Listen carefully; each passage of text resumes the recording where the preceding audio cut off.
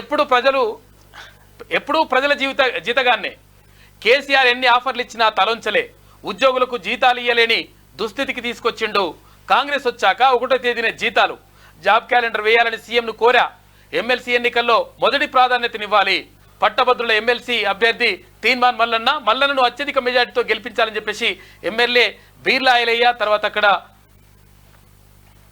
Thungathurthi MLA మందుల శామ్యాల్ కూడా అంటా ఉన్నారు. మొత్తం మీద ఇక్కడ ఎప్పుడు ప్రజల జీతగాన్నే అంటే కొంతమంది అక్కడ అధికారంలోకి వచ్చిన తర్వాత కొంతమంది ఎన్నుకోబడిన తర్వాత వాళ్ళు మొత్తం కూడా మేమే అని చెప్పేసి అనుకుంటారు. అది కాదు.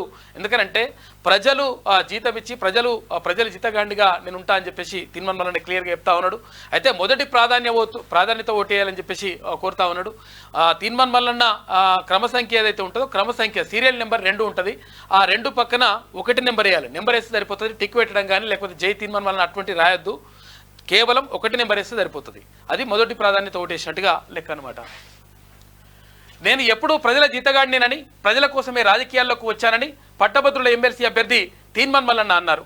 బుధవారం భువనగిరి జిల్లా యాదగిరిగుట్టలో ఆలేరు నియోజకవర్గ కాంగ్రెస్ పార్టీ కార్యకర్తల పట్టభద్రుల విస్తృత స్థాయి సమావేశానికి ప్రభుత్వ విప్ ఆలేరు ఎమ్మెల్యే బీర్లా ఐలయ్యతో కలిసి హాజరయ్యారు. ఈ సందర్భంగా తీన్మాన్ మల్లన్న మాట్లాడుతూ గతంలో సీఎం కేసీఆర్ ఎన్నో ఆఫర్లు ఇచ్చారని, అయినా నేను ఏనాడు వాటికి తల వంచలేదన్నారు. మీ సేవకుడిగా పనిచేయడానికి ముందుకొచ్చానని, ప్రజలకు ఏం కావాలో అదే చేస్తానన్నారు. కేసీఆర్ ప్రభుత్వంలో ఉద్యోగులకు జీతాలు సైతం సరిగ్గా ఇవ్వలేని దుస్థితికి తీసుకొచ్చారన్నారు. కానీ కాంగ్రెస్ ప్రభుత్వం వచ్చాక ప్రతి ప్రభుత్వ ఉద్యోగి 1వ తారీఖున జీతాలు అందుతున్నాయని గుర్తు చేశాడు. అయితే మొత్తం మీద ఇక్కడ అటు తుంగతుర్తి నియోజకవర్గం తిరుమలగిరిలో, తర్వాత ఇక్కడ యాదగిరిగుట్టలో నిర్వహించినటువంటి సభల్లో నిన్న తీన్మాన్ మల్లన్న పాల్గొన్నాడు.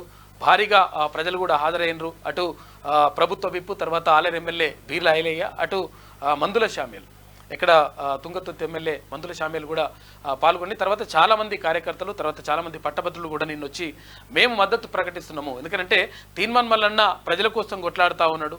రకరకాలుగా కొంతమంది దుష్ప్రచారం చేస్తూ ఉన్నారు. అంటే ఇష్టం వచ్చినట్టు కావాలని చెప్పేసి ఇక్కడ పేడ్ బ్యాచ్ ఉంటుందో ఆ పేడ్ బ్యాచ్ దుష్ప్రచారం చేస్తూ ఉంది.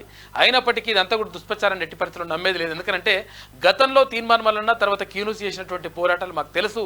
కాబట్టి మేమందరం కూడా మద్దతు ఇస్తున్నామని చెప్పేసి ఎక్కడికక్కడ భారీగా వందలాదిగా వేలాదిగా పట్టభద్రులు వచ్చేసి మేము మద్దతు తెలుపుతున్నామని చెప్తా ఉన్నారు.